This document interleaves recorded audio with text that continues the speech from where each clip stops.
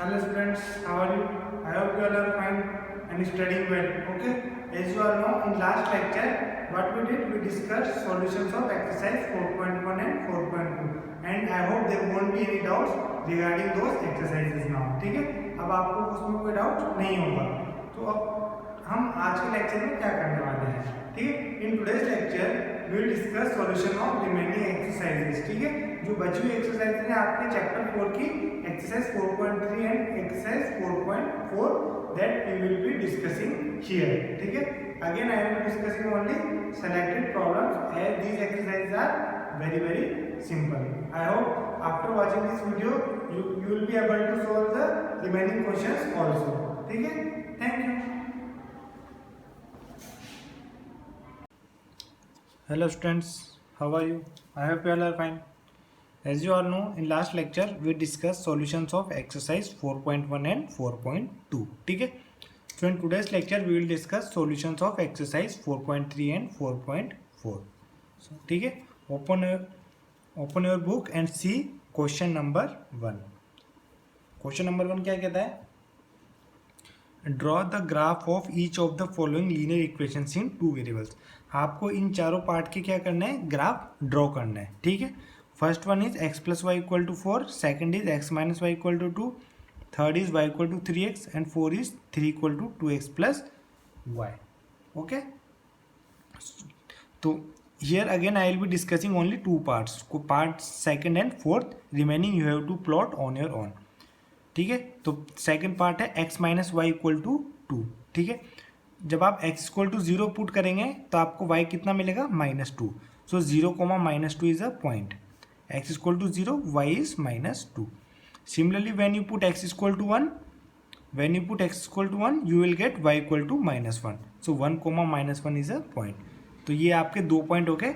And we know that 2 points are sufficient to plot a line.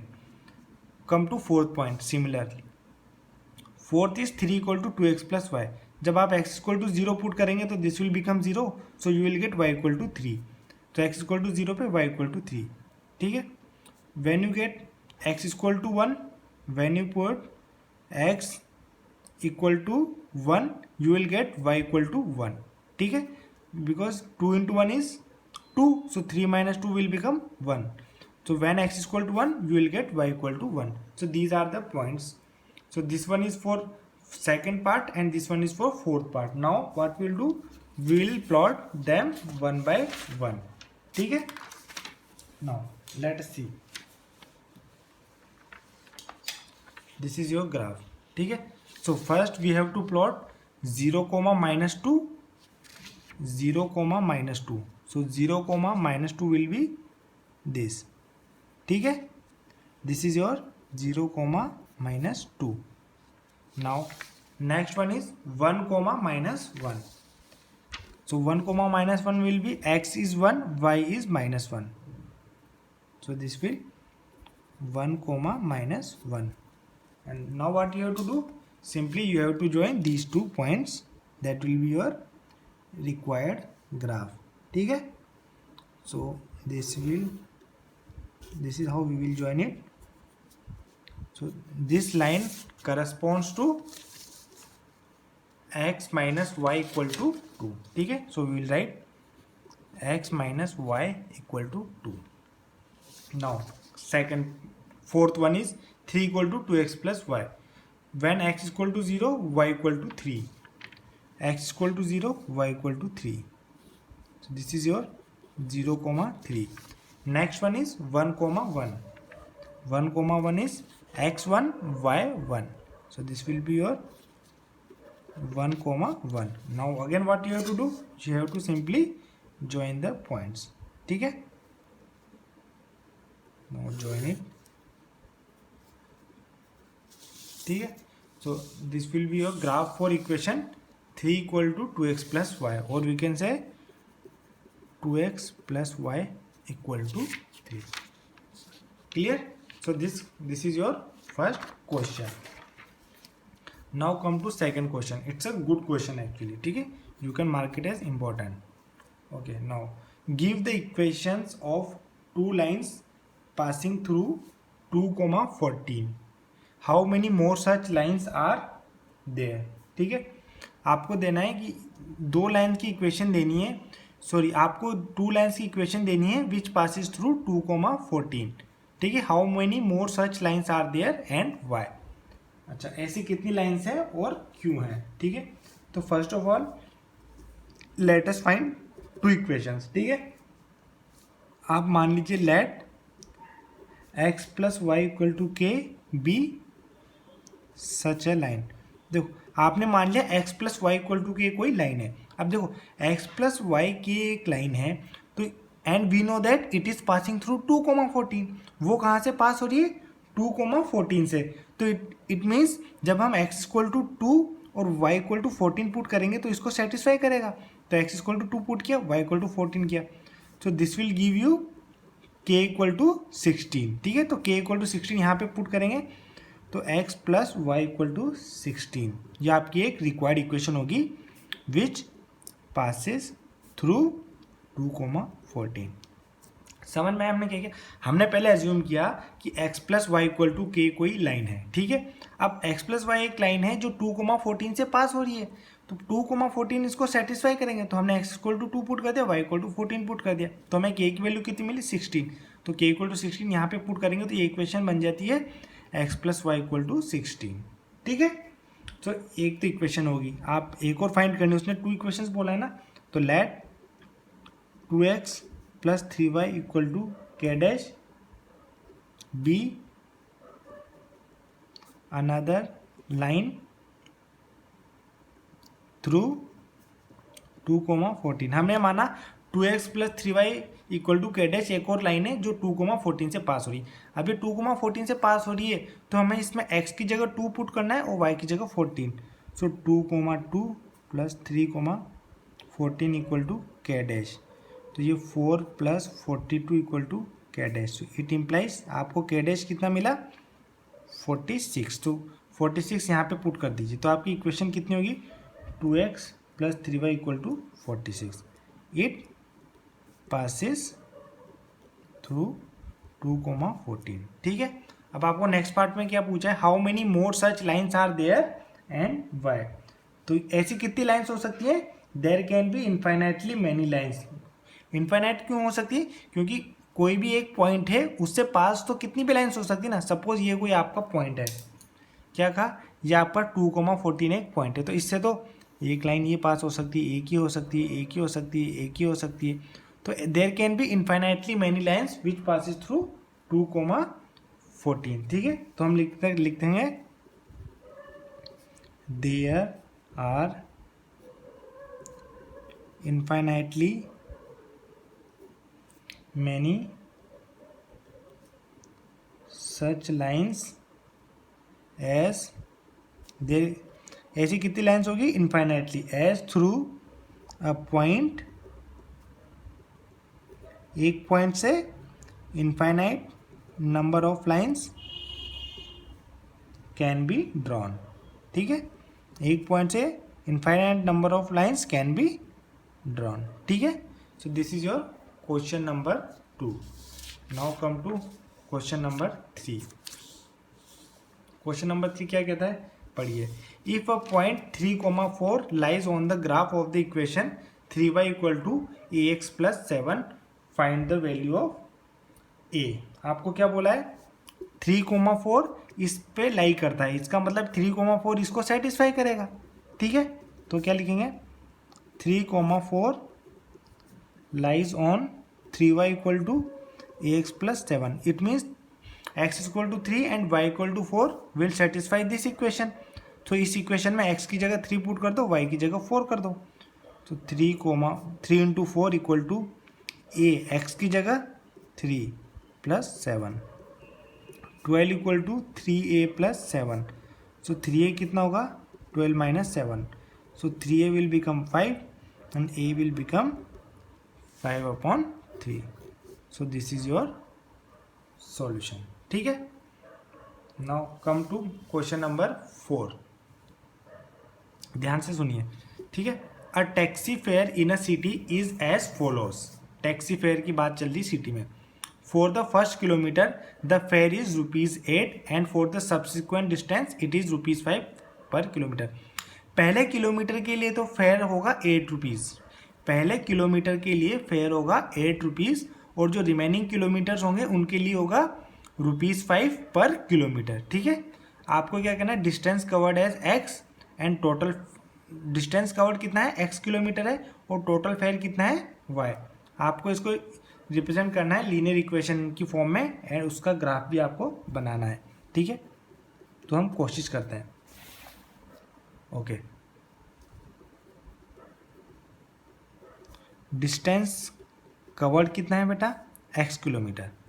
ठीक है, अब उस x किलोमीटर में से फर्स्ट किलोमीटर में कितना चार्ज ले रहा है वो, ₹8। ठीक है, पहले किलोमीटर में कितना ले रहा है, ₹8 और बाकी के x किलोमीटर में से एक गया तो कितना बचा, x-1। तो जो x-1 किलोमीटर बचा उसमें चार्ज कितना ले रहा है वो, ₹5 पर किलोमीटर। देखो x किलोमीटर डिस्टेंस है, उसने बोला पहले किलोमीटर के लिए तो ₹8 लेता है और जो रिमेनिंग डिस्टेंस बचा कितना बचा, 1 गया तो x में से x-1 तो उसमें कितना लेता है, ₹5 पर किलोमीटर। ठीक है, अच्छा तो अब हमें टोटल फेयर कितना है आपका y। देखो पहले किलोमीटर के लिए ₹8 लेता है तो हम लिखेंगे 1 × 8 प्लस x-1 किलोमीटर के लिए कितना लेता है वो, 5, ₹5 पर किलोमीटर।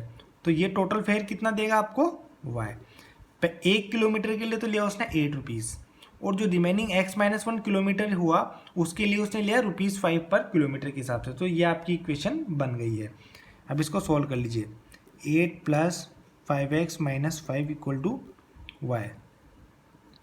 तो 5x + 3 = y और we can say that y = 5x + 3। ठीक है, अब आप देखिए x = 1 पुट करिए, x = 1 पुट करेंगे तो 5 × 1 5 + 3 y = कितना आ जाएगा, 8।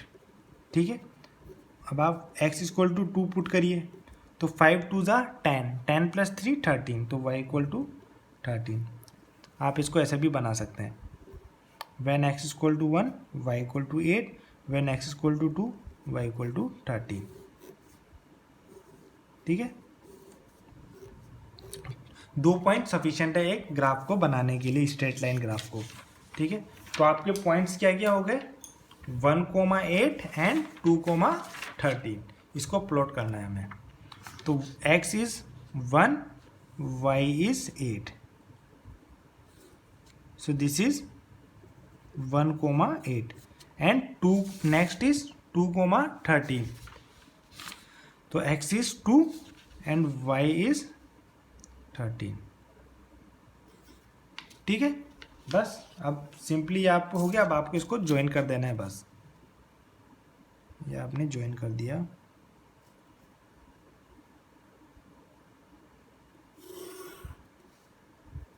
So this will be your equation of line y = 5x + 3। किसकी, y = 5x + 3। ठीक है, clear. So this completes your question 4। Now come to question number 5। Question number 5 क्या कहता है, from the choices given below choose the equation whose graphs are given in figure A and figure B. आपको देखो ये figure A है, ये figure B है, आपको यहाँ पे 4 इक्वेशंस दी गई हैं। आपको इन चारों में से बताना है कौन सी इक्वेशन फिगर 1 को रिप्रेजेंट करती है और इन फिगर बी के लिए भी 4 इक्वेशन दी गई है। इन चारों में से आपको बताना है कौन सी इक्वेशन फिगर बी को रिप्रेजेंट करती है। ठीक है, तो ये इसमें हमें सिर्फ क्या करना था, बेसिकली हमें कोई भी इक्वेशन सेलेक्ट कर लो और उसमें देखो आप उसमें वो पॉइंट सेटिस्फाई कर रहे हैं या नहीं कर सकते हैं। ठीक है, तो आप लिखिए फॉर फिगर ए, ये जो फिगर है इसके लिए सेटिस्फाई करेगी इक्वेशन x + y = 0। कौन सी, x + y = 0। ऐसा कैसे, तो this can be verified by putting, इसके पॉइंट्स कितने हैं, -1, 1, 0, 0, 1, तो कोई सा भी एक पॉइंट इसमें पुट करके देखो, तो वो कोई सा भी तीनों पॉइंट ही एक्चुअली सेटिस्फाई करने चाहिए। तो मैं एक पॉइंट ले रहा हूँ यहाँ पे x=1 and y=-1, this one. So this can be verified by putting x=1 y=-1 in x+y=0। आप तीनों पॉइंट पुट करके देखेंगे तो ये इस इक्वेशन को सेटिस्फाई करेंगे, ठीक है। अच्छा, अब आते हैं फॉर फिगर बी के लिए। इसके लिए जो सेटिस्फाई करेगा वो है y=-x+2, y=-x+2। ऐसा क्यों? तो हम लिखते हैं this can be verified by putting x=-1 and y=-3 in y=-x+2। ये -1, 3 जो पॉइंट है इसको पुट करेंगे आप। 0, 2 को भी पुट करके देखेंगे तो भी सेटिस्फाई करेगा, 2, 0 को पुट करेंगे तो भी सेटिस्फाई करेगा, ठीक है। So this completes your question number 5, ठीक है। Note it down. Now come to question number 6। Again, look at this. Read the question first of all. If the work done by a body on an application of constant force is directly proportional to the distance traveled by body. Work done जो है वो किसके proportional है? Distance traveled by the body. Express in the form of linear equation in 2 variables and draw graph of same by taking constant. आपको कितना लेना है? 5 units, ठीक है। और आपको फाइंड करना है कि जब वर्क डन 2 यूनिट्स है, ठीक है, तो distance travel, read from the graph the work done. आपको वर्क डन फाइंड करना है जब डिस्टेंस ट्रेवल 2 यूनिट्स है, और वर्क डन आपको फाइंड करना है जब डिस्टेंस ट्रेवल 0 यूनिट्स है, ठीक है। तो अब आप स्टार्ट करते हैं। लेट y हम मान लेते हैं वर्क डन। y एक्सिस पे हम क्या मानेंगे? Work done. और F कांस्टेंट फोर्स। कांस्टेंट आपको कितना दिया है? 5, ठीक है। और x मानेंगे आप डिस्टेंस ट्रेवल्ड। तो आपको क्या बोला है? Work done is directly proportional to distance. Proportionality sign को हटाएंगे तो एक कांस्टेंट आएगा, वो हमने मान लिया एफ आया। कांस्टेंट की वैल्यू आपको कितना गिवन है? 5। तो y कितना होगा? 5x, ठीक है। अगेन आपको पॉइंट्स प्लॉट करना है, ठीक है। तो ये आप कुछ इस तरीके से बना सकते हैं, x एंड y।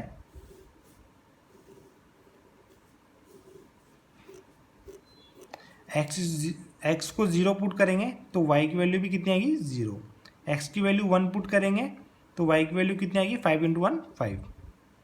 x की वैल्यू 2 पुट करेंगे तो y की वैल्यू कितनी आएगी? 5 × 2 = 10। 3 पॉइंट हमने ड्रॉ कर लिए। Even we can draw straight line with the help of 2 points only, पर हमने 3 पॉइंट्स लिए हैं, ठीक है। 2 से भी हम बना सकते हैं। तो आपके पॉइंट्स कितने हो गए? 0, 0, 1, 5, 2, 10। अब इनको प्लॉट कर लेते हैं। This is your 0, 0। Next is 1, 5 and 2, 10। 1, 5। This is your 1, 5। Next कितना है? 2, 10। 2 एंड 10। 2, 10, ठीक है। अब इनको सिंपली ज्वाइन कर सकते हैं हम।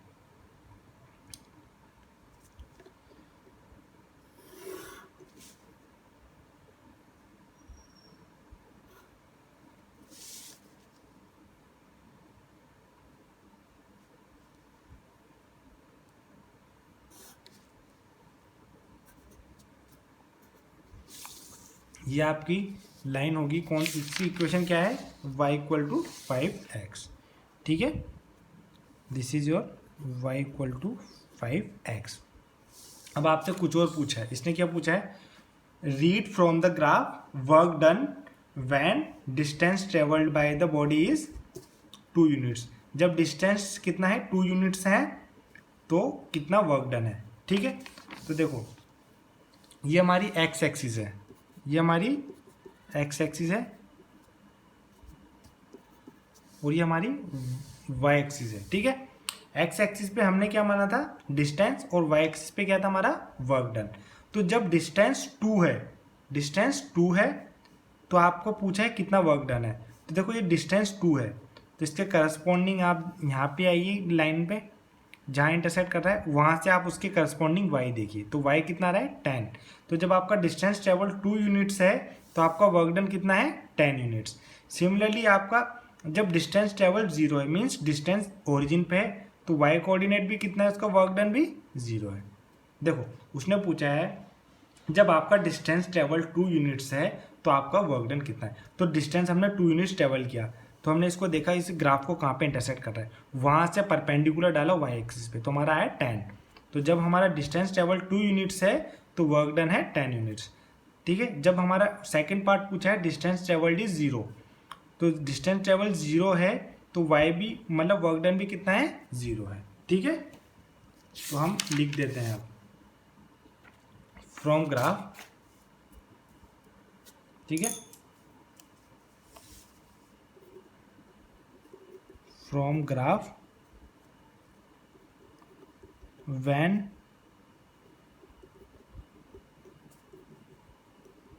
Distance travelled is 2 units then work done is कितना है 10 units and when distance traveled is 0 units then distance अगर 0 यूनिट्स है तो work done is also 0 units. ठीक है, so this completes your 6th question. ठीक है, now come to next question. Here 7th question is very simple, you can do it on your own, so I will discuss only 8th question. ठीक है, now read the 8th question. In countries like USA and Canada, in countries like USA and Canada temperature is measured in Fahrenheit. ठीक है, Canada और USA में ऐसी countries में temperature Fahrenheit में measure होता है, where as in countries like India it is measured in Celsius. India में मोस्टली सेल्सियस में होता है।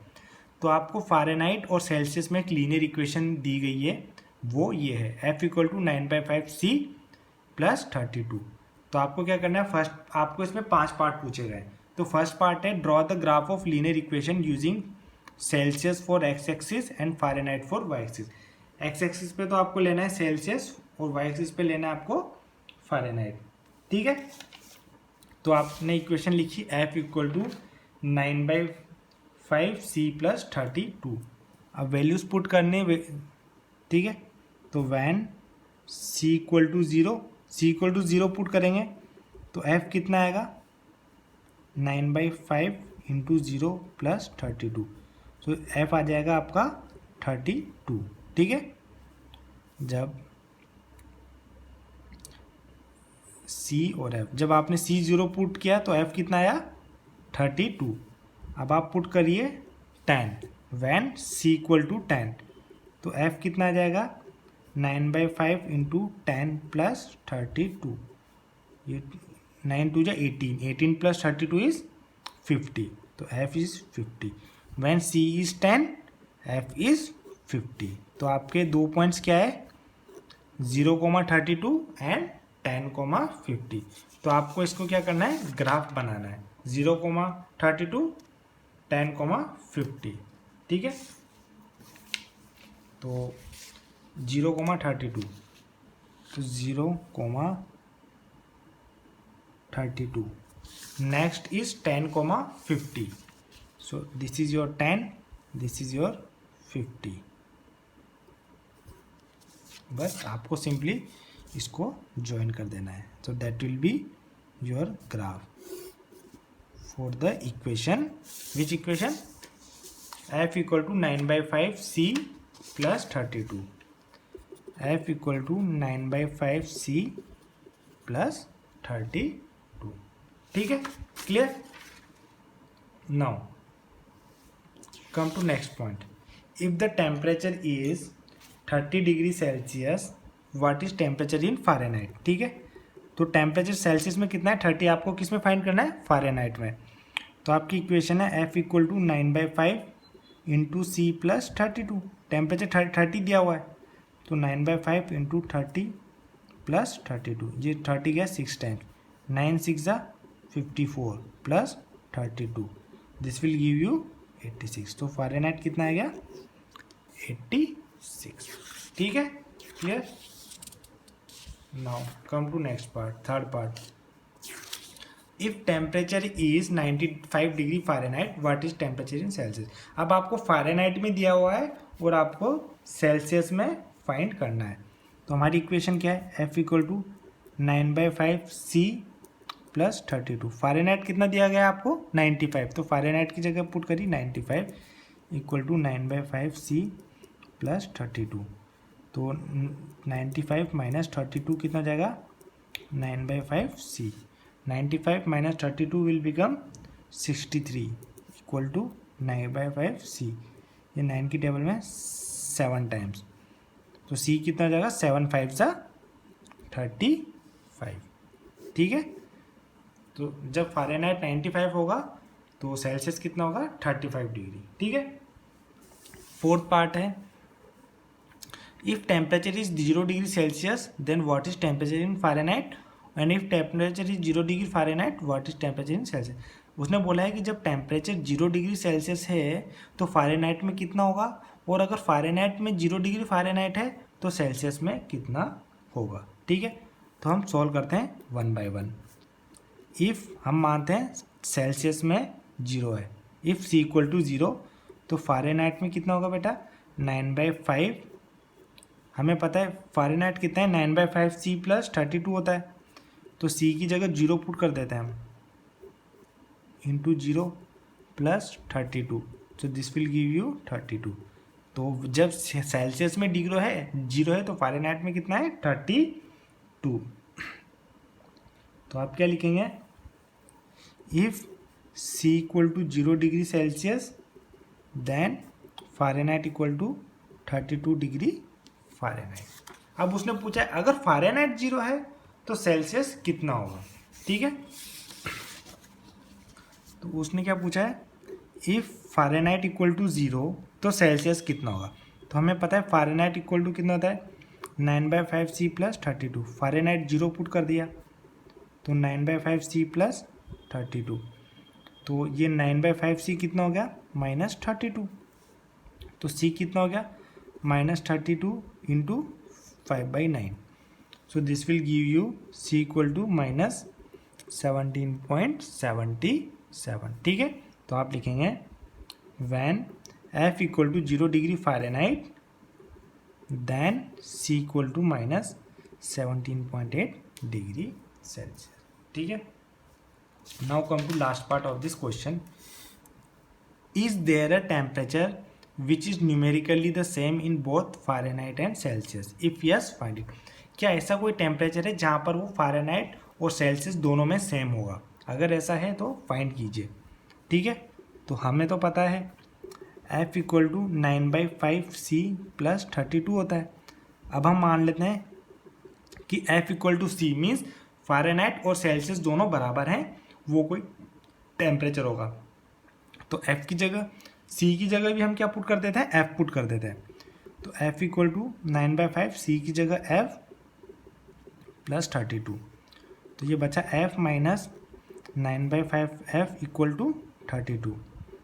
F कॉमन लिया, 1 minus 9/5 equal to 32, F into 4/5 equal to 32, ये 4 की टेबल में गया 8 टाइम्स। ठीक है, तो एक minute, F equal to 9/5 C plus 32, तो ये बचा 30, तो ये आपका F आया 8 5 40 डिग्री। ठीक है, सॉरी ये आएगा 1 माइनस 9/5 है ना, तो दिस विल बिकम -4 एक्चुअली। तो ये टेम्परेचर आपका आएगा -40। तो देखो, तो फ़ारेनहाइट और सेल्सियस दोनों कब बराबर होंगे, जब वो 40 डिग्री होगा। तो आप क्या लिखेंगे, सो एट -40 डिग्री बोथ